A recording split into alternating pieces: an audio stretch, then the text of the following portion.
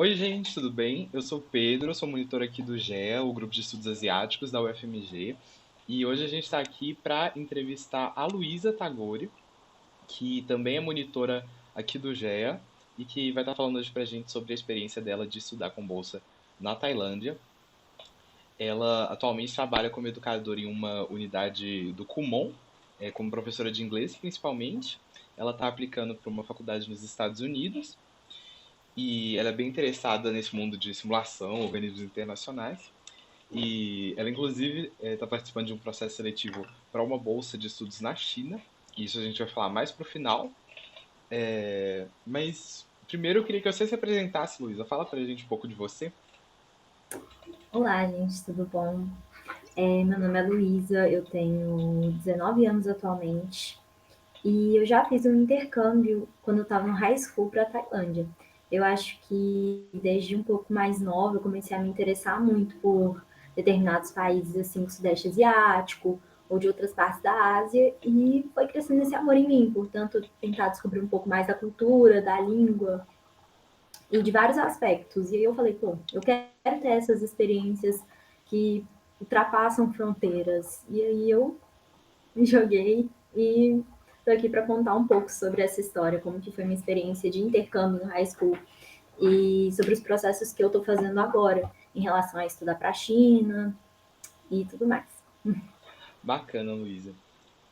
Primeiro, eu queria saber um pouco mais sobre a bolsa que você foi, que foi a AAI, né? Que é a Asian Alliance International. Como é que foi, tipo, o processo de inscrição para a bolsa, tipo assim, os quesitos e tal, e o que que a bolsa cobre lá? Então, essa é uma bolsa que eu apliquei para ela em janeiro de 2019. É uma bolsa da FS Intercultural, então foi lá da FS, tipo, da sede da FS. A FS é uma organização não governamental de intercâmbios. Então, eles têm sim intercâmbios pagos, mas eles também têm bolsas que as pessoas, alunos podem concorrer. Inclusive, atualmente, eu sou voluntária da FS. Então, uma organização maravilhosa que eu fiquei completamente apaixonada, que me auxiliou muito, que foi muito boa para mim. E essa experiência toda aconteceu por causa deles também, né? Então, a bolsa foi assim. Como eu falei, eu apliquei em janeiro, eu fiquei sabendo. Era um processo de application que você tinha que ter as notas da escola, carta de recomendação. É inclusive bem parecido com o processo que eu estou fazendo agora para application das faculdades dos Estados Unidos.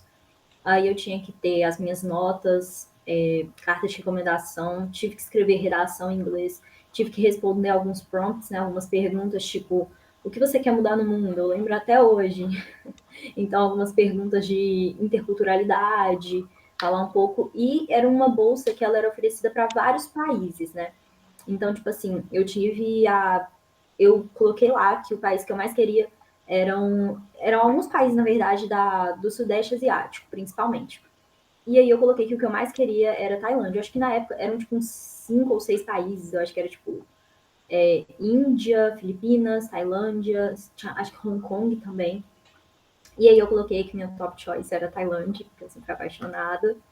E apliquei. Então, o processo de application foi mais ou menos isso. Tive que enviar vários documentos, fazer várias coisas, e depois que eu passei da primeira fase, eu tive que fazer entrevista ainda. E aí, só posteriormente, e foi tudo muito corrido, e posteriormente, tipo assim, em maio, eu fui avisada que eu tinha ganhado a bolsa. Foi uma bolsa parcial, então foi metade do valor do intercâmbio. Eu tive que pagar a outra metade e eu tive que custear também gastos com passagem internacional. Então é uma bolsa que cobria, tem seguro, era um seguro bem, muito bom, sabe? Era tipo acho que US$ 1 milhão o seguro durante o meu intercâmbio. E, e eu também, a bolsa também cobria, tipo assim, alimentação, hospedagem, porque eu fiquei numa casa de uma host family. E eu gosto muito de uma coisa que eu gosto muito da FS, é que é uma base toda de voluntários. Então eu estudava numa escola que era, tipo assim, que eu tinha ganhado uma vaga lá, porque né, eles fizeram uma parceria ali. Então, era uma escola onde eu era tipo uma bolsista, eu não pagava nada para estudar lá. Eu fiquei com uma família que era completamente voluntária, eles não ganhavam nada para me ter na casa deles.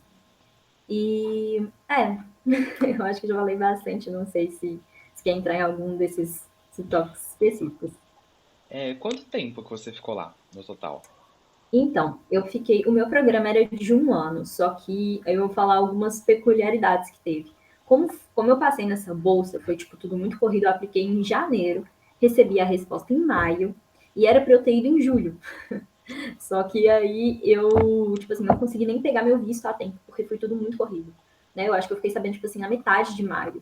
E eu tinha, tipo, junho pra organizar tudo. E aí, como ficou muito corrido, eu acabei, tipo, deixando pra ir. No início, eu fui no, acho que dia 1 de agosto.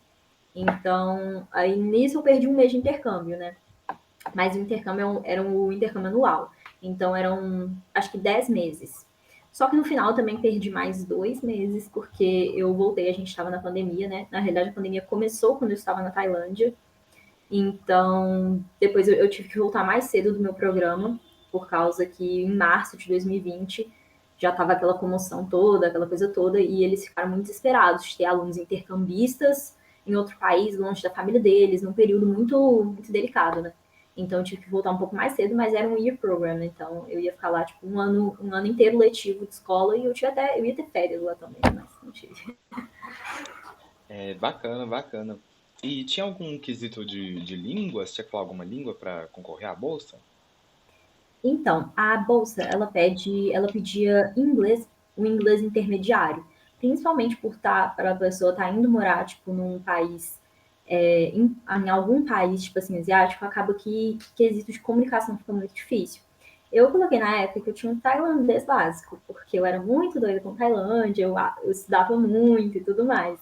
Chegando lá, eu descobri que, assim, né, o básico que eu tinha era básico, básico mesmo, que era só oi, tudo bom, mas eu desenvolvi muito lá. Mas realmente eu tinha pelo menos o inglês intermediário. Até tipo assim, intermediário avançado. Então, no inglês já era muito bom quando eu fui. E porque senão eu realmente não conseguiria comunicar lá. Na minha host family, inclusive, era uma mãe, pai, dois irmãos que eram bem mais velhos, um inclusive morava fora de casa, e uma irmã que era que era um ano mais nova do que eu. E a minha host sister era a única pessoa na minha casa que falava inglês. Então, tipo assim, eu tive que também migrar muito para aprender o tailandês e eu sinto que, pô, sem o inglês lá não tinha realmente como eu fazer nada. Porque só com o inglês eu já passava muita dificuldade em determinados momentos, tanto em comunicar com a minha família, quanto em comunicar com meus colegas de classe, que muitas vezes não conseguiam falar inglês tão bem, então a gente tinha muita falha na comunicação.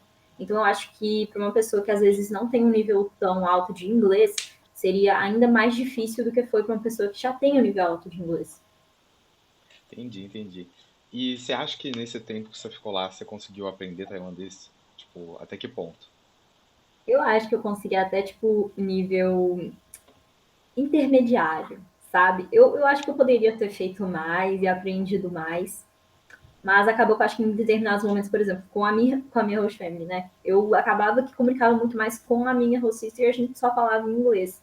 Então isso me deixou num ponto confortável também de ter que, tipo assim, eu tive que me forçar a aprender tailandês para falar com certas pessoas, mas muitas vezes eu conseguia interagir em inglês com tipo um ciclo muito fechado. Então eu tinha que aprender o tailandês para sair daquela bolha, mas muitas vezes eu vi que eu ficava muito confortável ali com aquelas pessoas, então, né? Mas eu consegui aprender bastante. Eu sei atualmente, tipo assim, ler o alfabeto em tailandês inteiro, ainda que às vezes eu leio uma coisa e falo, ó, você lê. É um alfabeto diferente, mas eu não sei o que diz. Mas eu Aham. aprendi pelo menos a ler o alfabeto todo. E eu tenho, tipo, um nível intermediário. Eu acho que hoje em dia me falta muita prática, né? Eu peguei mais para praticar o mandarim desde que eu voltei do que o tailandês em si. Então acabou que ficou um pouquinho de lado. Eu acho que hoje em dia tá realmente um intermediário meio assim. Aham. E qual foi a sua primeira impressão da Tailândia? Então, tipo assim, é até engraçado dizer, porque eu já era muito apaixonada pela Tailândia. Então, assim, com 13 anos eu assisti a série tailandesa e eu tinha uma visão da Tailândia, né? Tipo, eu via aquilo tudo acontecendo, eu via tudo lá, eu via as músicas, gente, eu achei um negócio no meu celular outro dia, que era um mini podcast que eu mesma gravava para mim mesma sobre a história da Tailândia, tipo assim, a história dos livros, sabe? Ficava pesquisando na Wikipédia, eu lia tudo, eu falava, o rei tal fez isso. Eu era muito interessada. Então, assim, eu acho que eu já sabia muita coisa da Tailândia antes de ir para lá. Mas eu acho que, ao mesmo tempo, foi um choque. A primeira impressão é que, tipo assim, nossa, parece que é um país que eu conheço tanto e ao mesmo tempo eu não conheço nada. Porque eu cheguei lá e continuei me surpreendendo com várias coisas. E até as coisas que eu já sabia que aconteciam me deixavam, tipo assim, sabe? Nossa, que legal, ou às vezes surpresa. Eu acho que também eu tinha muitas expectativas positivas, algumas delas foram quebradas, e eu percebi, pô, isso é um aspecto que eu sempre achava muito legal na cultura tailandesa, mas na verdade é um pouco problemático. Ou tinham coisas que eu nem sabia que tinha na cultura tailandesa que eu fui descobrir e falei, nossa, isso é realmente muito interessante. Então, tipo, eu acho que tem vários aspectos culturais, essas coisas mesmo, sabe? Eu pensava muito nessa questão de hierarquia, coisas assim da cultura mesmo. Eu via, por exemplo, nas séries, mas eu não sabia o que, que era realmente viver aquilo. Então eu acho que a primeira impressão foi tipo, esse choque de, nossa, é muito diferente do que eu imaginava. E olha que eu achava que eu sabia muita coisa, e eu percebi, tipo, é muito diferente. Viver isso aqui é muito diferente do que ver uma série, eles interagindo, sabe? Aham. E ainda nessa questão cultural, assim, da coisa, como que foi, tipo assim, questões culturais do dia a dia, tipo, você acha que quão difícil é se adaptar para um brasileiro que vem de uma realidade completamente diferente, né, do outro lado do mundo? Questões como comida, jeito de se portar em situações sociais e tal. Você acha que é muito difícil? O que que você notou de mais diferente em relação a essas coisas do dia a dia mesmo, sabe? Então, eu achei a adaptação cultural bem difícil, sabe? Porque é um choque cultural gigante, principalmente para a gente que é brasileiro, que está realmente vindo de uma cultura muitas vezes completamente oposta, sabe? Eu via certos aspectos culturais da Tailândia e eu falava, cara, isso é completamente o oposto no Brasil. E às vezes é tipo assim, é uma coisa que é negativa no Brasil e lá continuava sendo negativo, mas eles continuavam sendo totalmente opostos. Eu vou citar, tipo, por exemplo, isso da hierarquia que eu falei, por exemplo. Aqui no Brasil a gente não vê muita questão hierárquica, tipo assim, entre pessoas mais velhas e mais novas. Tem um pouco, mas é mais naquela pegada de, tipo assim, muitas vezes a gente vai ver na sociedade que tem aquele conceito no Brasil de que os mais novos não respeitam os mais velhos o suficiente, ou que a gente tá, tipo assim, né, que a gente não liga muito para a geração mais idosa, que realmente não tem aquela coisa, aquele respeito, aquele prestígio, e lá é muito oposto disso. E eu achava antes, assim, uma coisa muito legal, mas eu vi que em muitos casos lá acabava sendo uma coisa também problemática, porque eles levavam no extremo.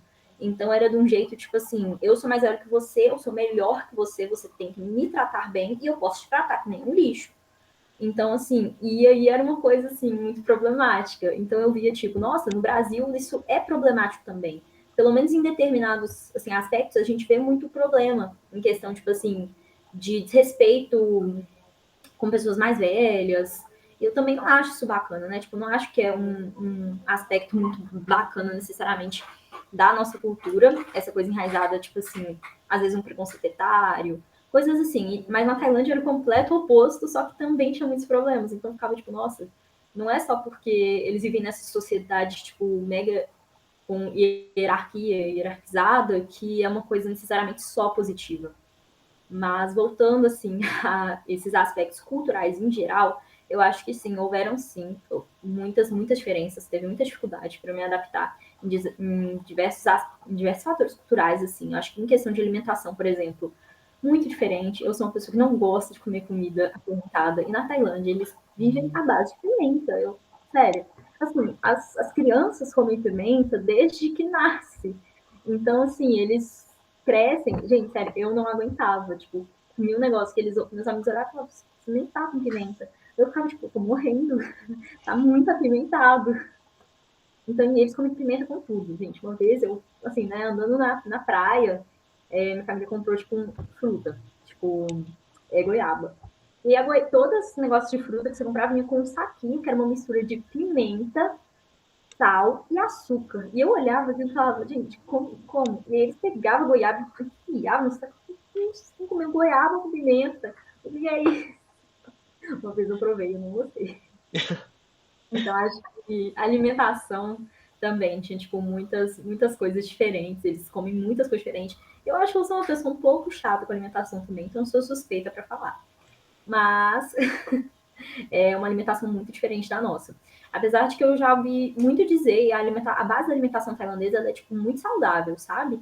Mas eu sou fã de carteirinha da nossa alimentação, nossa base nutritiva brasileira, das coisas que a gente come, então eu sentia muito falta. Lá não tinha feijão. O único feijão que existia lá era o feijão doce. E eu olhava e falava, gente, isso é um crime.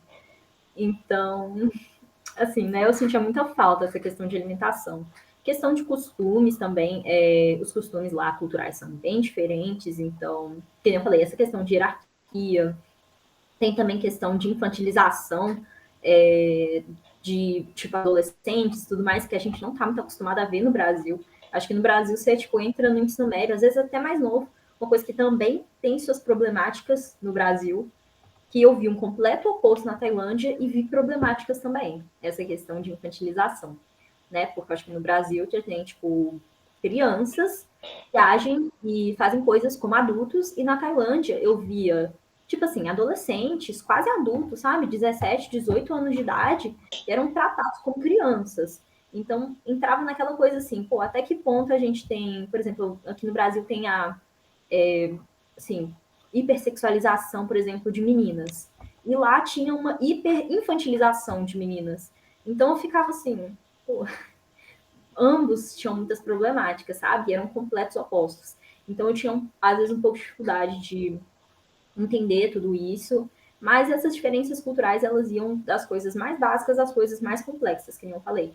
Mas tinham coisas, por exemplo, aqui no Brasil a gente está acostumado a usar regata. Eu cheguei lá e descobri que, por um acaso, na sociedade tailandesa, as pessoas não saem de regata. Eu olhei para minha mala e falei assim, gente, mas que não faz calor, eu só trouxe regata. Aí eu nunca usei nenhuma. Ah, né, essas coisas do dia a dia, eu acho que é uma coisa que pega muito em países asiáticos, é um continente muito diferente do nosso. Eu acho sempre interessante ver falando dessas diferenças que a gente nem imagina. Tipo, comer pimenta com fruta. Nunca ia imaginar isso na minha vida. Ai. E você acha que as pessoas lá são fechadas em relação a estrangeiros? Como que você acha que as pessoas te trataram diferente ou não por ser estrangeira? Então, eu acho que assim, a Tailândia é um país que não tem, tipo, ainda que a gente esteja atualmente no mundo globalizado, eu acho que a Tailândia não é um país que tem muita miscigenação, né? Então, querendo ou não, tipo, a maioria da população tem determinado fenótipo, e então, tipo, você se destaca muito quando você é estrangeiro, né? Quando você é uma pessoa que tem um fenótipo diferente, quando você é uma pessoa que tem uma aparência diferente, você se destaca muito. Eles têm, inclusive, um termo. Eu acho que a gente chama gringo de gringo, eles têm um termo em tailandês que é farang, que é tipo gringo. Basicamente é gringo, sabe? Então, mas eu acho que o povo tailandês é um povo muito receptivo, é muito aberto. Isso é uma coisa que eu fiquei muito feliz, porque eu achei que, tipo assim, isso foi uma coisa que eu assimilei muito ao Brasil. Tanto, tipo assim, lógico que tem seus lados, tem pessoas boas e tem pessoas ruins, tem pessoas que vão te destratar e tudo mais, mas em geral, do mesmo jeito que eu acho que o brasileiro é um povo muito acolhedor com gringo, eu achava que eles eram muito acolhedores com os farangues. Então, eu me senti muito bem acolhida, tipo, também tinha toda aquela coisa, eu acho que eles também eram, acho que como é né, assim, um país subdesenvolvido, igual o Brasil, a gente sempre olha tipo, nossa, estrangeiro, fica achando aquela coisa toda, sabe? Talvez eu não sei se é um senso comum entre habitantes de países subdesenvolvidos ser meio, tipo assim, nossa, europeu e tudo mais. E por eu ser branca, eles realmente achavam que eu era europeia. Aí eles vão falar, gente, eu sou do Brasil. Aí eles, no Brasil não fica na Europa, não? E eu falo, tipo, meu Deus, não fica. Então, eu não sei se era por isso que às vezes tinha toda aquela coisa, porque eles achavam que eu era europeia, às vezes, não sempre, né? Mas eu me senti realmente bem acolhida, sabe?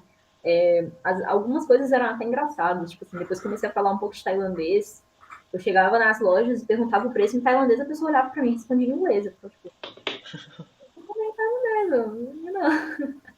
Então, assim, dava pra ver que nesses aspectos tinha uma coisa, tipo assim, eu sei que você é estrangeira, então você não é tailandesa não, sabe? Mas eles sempre me trataram muito bem. Eu acho que eu não tive nenhuma experiência, tipo, negativa, nenhuma experiência de preconceito mesmo, de me sentir, tipo assim, nossa, parece que eu fui humilhada por causa de onde eu venho. de quem eu sou, por eu ser diferente. Em nenhum desses aspectos eu nunca me senti assim na Tailândia, sabe? Eu acho que sempre foi um povo muito bem acolhedor, que, que fez eu me sentir bem lá.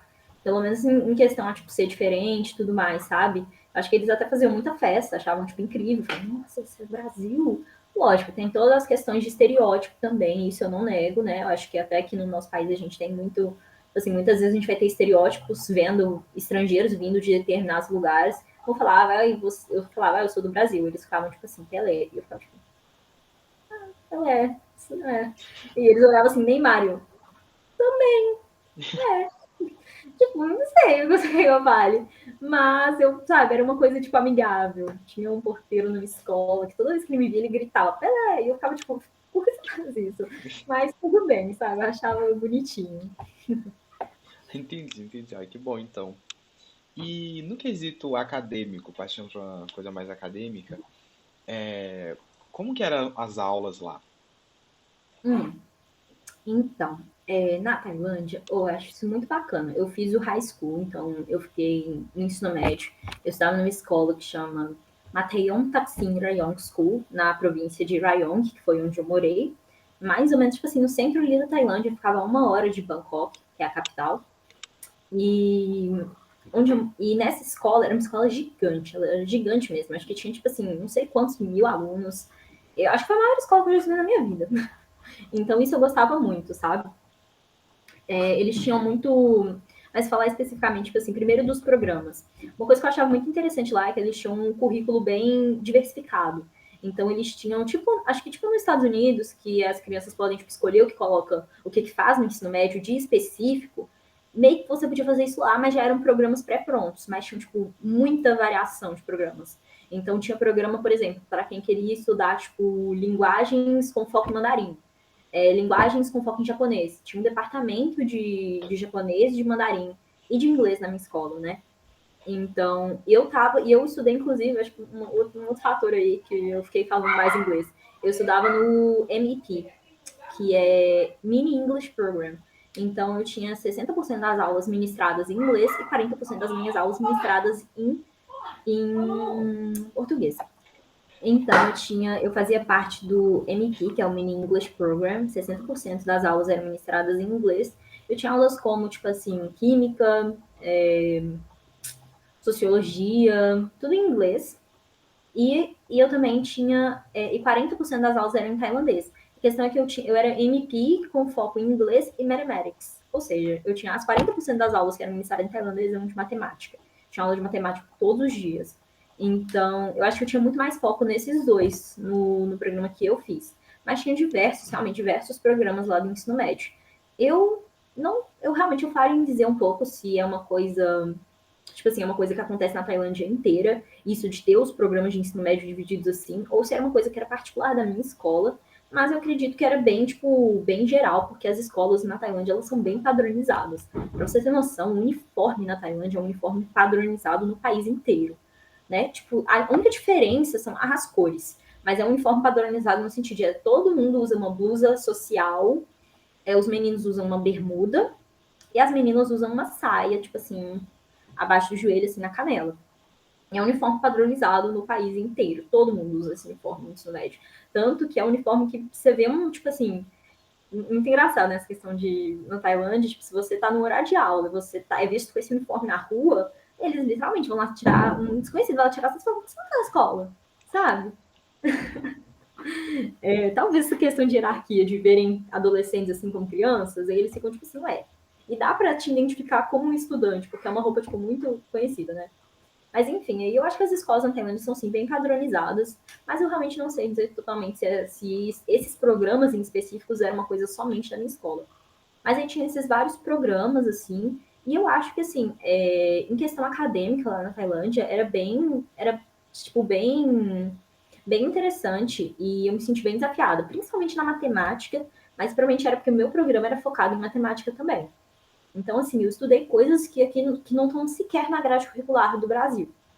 E a minha professora, apesar da aula ser toda ministrada em tailandês, ela fazia um esforço enorme para me ajudar, para tentar falar inglês comigo, para me mostrar as coisas no começo, principalmente em inglês também. ela fazia uma prova especial para mim, que é tipo a tradução da prova dos colegas, todo em inglês, para eu poder fazer a prova junto com meus amigos. Então eu fazia a maior questão de estar nas aulas dela. Mas eu devo dizer também que na minha escola, eu tinha, tipo, eu era parte desse programa, eu tinha uma turma lá, né?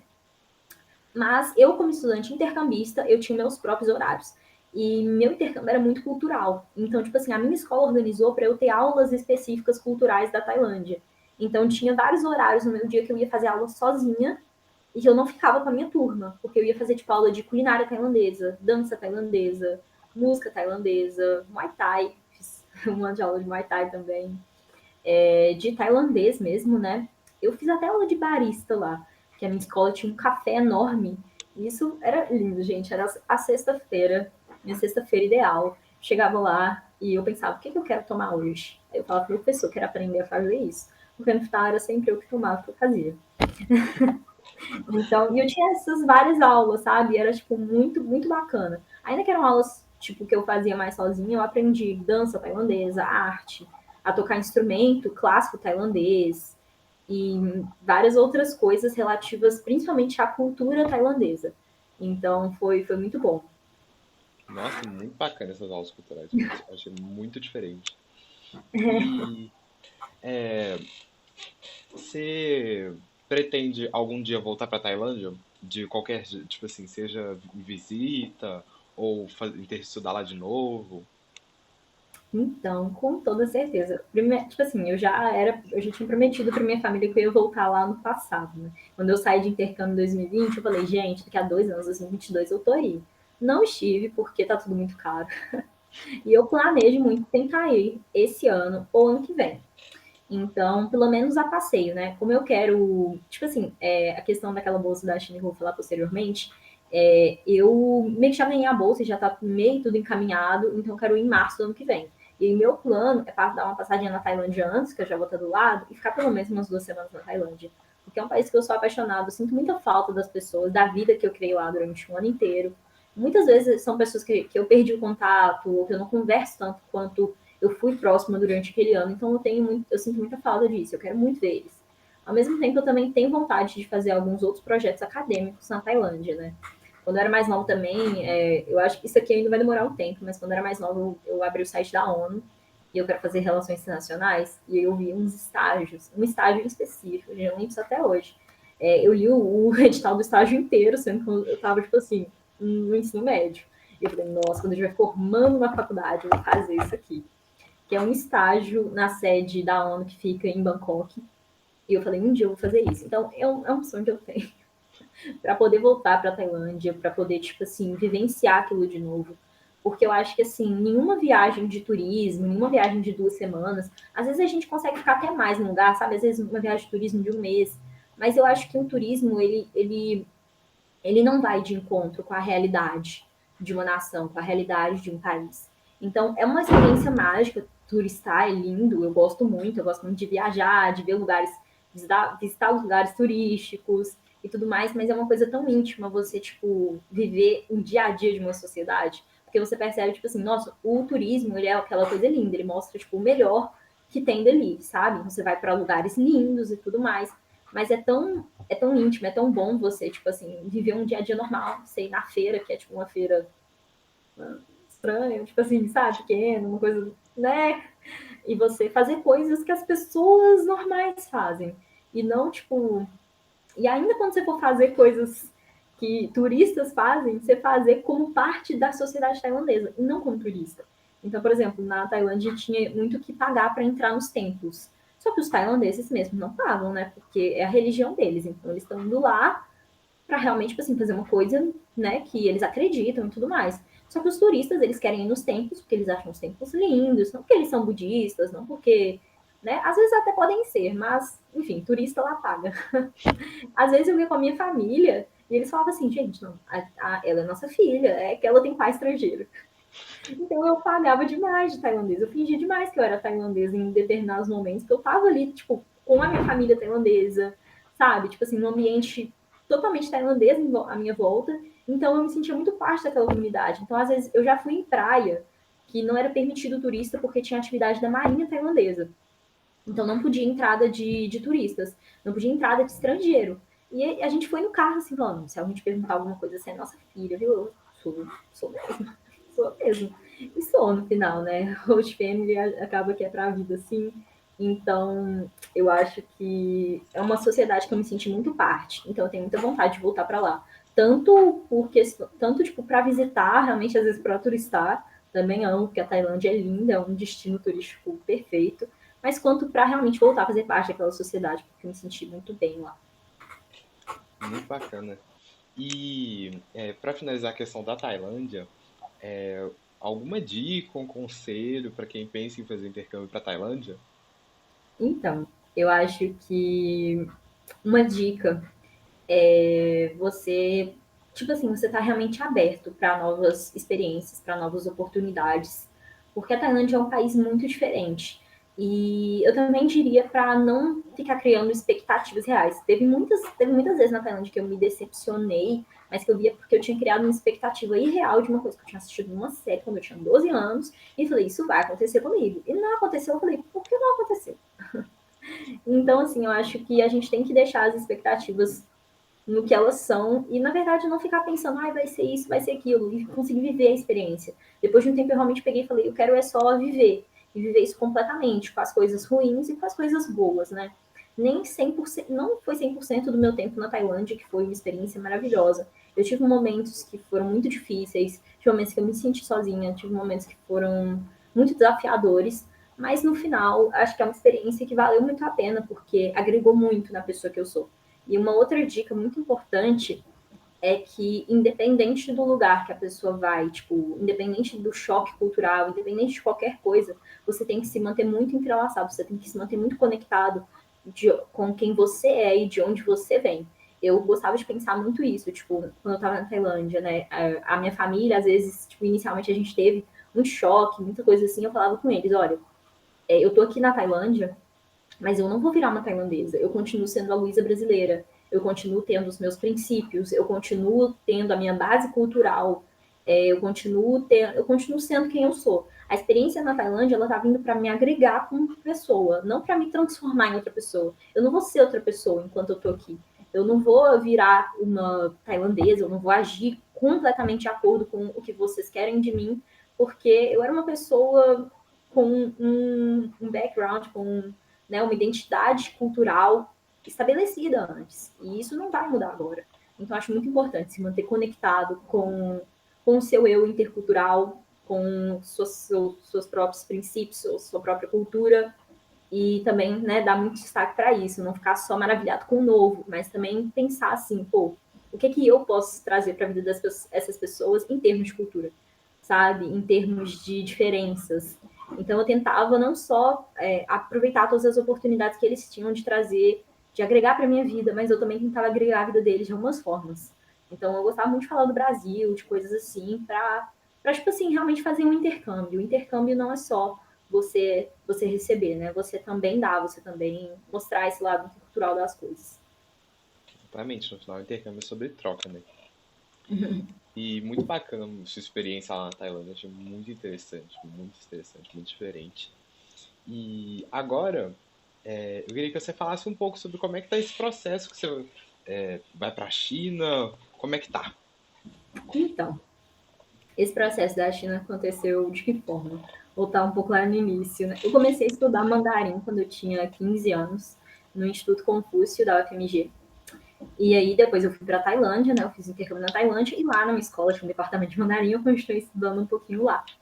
Aí eu voltei para o Brasil novamente, né, na pandemia, e voltei para minhas aulas de mandarim. Então, a partir disso, eu fui evoluindo bastante, né? E aí, ano passado, eu tive interesse em participar de uma competição de proficiência em mandarim. É uma competição a nível internacional, então a gente tinha uma fase preliminar com estudantes aqui do Brasil, e depois o ganhador do Brasil participava da fase internacional, com todos os ganhadores dos outros países. Então, eu fiz essa competição, chama Chinese Bridge, então, em mandarim Han Yu Chao, que é essa competição de competição de mandarim. E eu participei a nível de ensino médio, né? Como eu não posso participar a nível de faculdade ainda, essa competição ela tem a nível de ensino fundamental, inclusive, tem a nível de ensino fundamental, a nível de ensino médio e a nível de faculdade. E aí eu participei a nível de ensino médio e conquistei o primeiro lugar no Brasil, né? E é uma competição que a fase foi basicamente assim, eu tinha que ter um discurso, eu tinha que ter um vídeo, tipo, cultural. Eu fiz um vídeo cantando uma música em mandarim e eu fiz todo um clipe, toda uma coisa. E eu também participei, tipo assim, tipo, de uma. Aí o evento aconteceu, né, online, e a gente, na hora, a gente teve que fazer o discurso, fazer algumas questões, e eles apresentaram o nosso vídeo. E aí foram dadas pontuações, participaram, inclusive, tipo assim, embaixador da China no Brasil participou desse evento online, tipo, na preliminar do Brasil, sabe? Então é um evento, tipo, muito grande, é um evento realmente que tem muito apoio, tipo, da embaixada e tudo mais, porque o Chinese Bridge em si, ele é uma competição de proficiência que é patrocinada pelo governo chinês, né? Então é, tipo, uma competição, tipo, muito, muito gigante. E aí, nessa fase preliminar do Brasil, eu ganhei o primeiro lugar. E aí eu fiquei tipo, nossa, gente, que chique e tal. Né? E aí eu fui encaminhada para começar para participar da fase internacional. Que eram com ganhadores de todos os países do mundo que tipo, participaram, né? Que tem ação do Instituto Confúcio, que tem ação do Chinese Bridge. Então, aí eu fui participar dessa fase. Aí nessa, tipo assim, né? Aí tinha muitos, muitos aplicantes. Acho que, tipo assim, como são vários países do mundo, todos os países tem gente aí que fala mandarim, acredite. Tinham mais de 100 competidores nessa fase internacional e eles queriam reduzir esses mais de 100 para 100 somente. E aí eu fiz acho que um vídeo ou algum texto, alguma coisa assim, e aí eu entrei no top 100, né? E aí beleza. Mas no top 100 ainda não tinha muita coisa assim, não.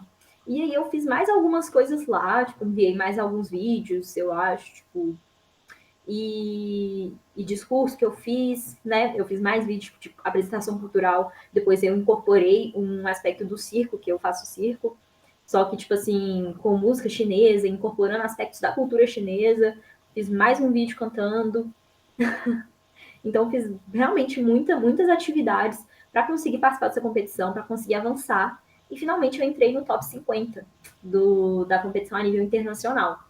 E aí, no top 50, que foi aquela coisa toda, porque eles, tipo assim, até onde eu tinha ido, não tinha feito, tipo, mais nenhuma vídeo chamada, assim. Já o top 50 era uma coisa muito bem elaborada, porque era uma coisa que tava, tipo assim, eles estavam transmitindo, mas era feito num salão gigante lá na China. Cada jurado tava lá, eles estavam pessoalmente lá conversando, e tinha um telão gigante com cada um dos 50 ganhadores. Nesse caso, não era todo mundo top 50, porque foi dividido em duas sessões com algumas pessoas tipo assim, dividido em tais continentes, depois tais continentes. Eu acho que a gente da América era junto com a Europa. Então, tinham mais ou menos uns 25 integrantes, assim, naquela competição, no telão lá gigante. Foi uma coisa super chique, sabe? Então, eu tive que vestir com o qipao, que é uma roupa tradicional chinesa, para fazer, tipo assim, uma videoconferência mesmo. Mas era uma coisa muito chique. A gente fez treinamento antes. E aí, no top 50, eu infelizmente não avancei para o top 30. Mas só de já ter entrado no top 50, eu fui contemplada com uma bolsa pelo Chinese Bridge para fazer um semestre na China. Então, é uma bolsa que tipo assim, eu posso usar de 2000 eu ganhei ano passado, né? Então, eu tinha de 2023, na verdade, começou esse ano, até 2025. Eu podia usar, então, tipo, uma bolsa que tem 3 anos de validade, mas é uma bolsa um pouco complexa, porque tem todo um processo de aplicação na China. Eu tenho que, tipo assim, eu tenho que entrar numa faculdade e aí a faculdade vai aplicar a bolsa que eu ganhei, entendeu? Então, é considerado uma bolsa externa. Mas é para fazer 6 meses em alguma faculdade lá na China, fazendo algum programa da minha escolha. Então, é um programa acadêmico, né, universitário na China, de 6 meses.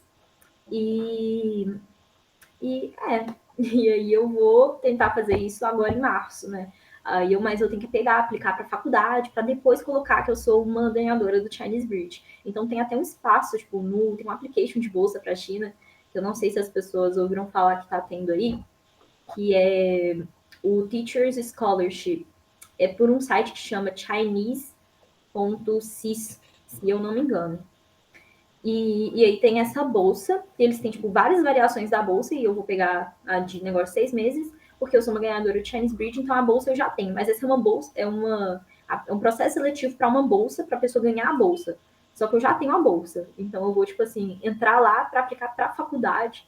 É uma coisa bem confusa, então eu ainda estou trabalhando para tentar entender tudo mais.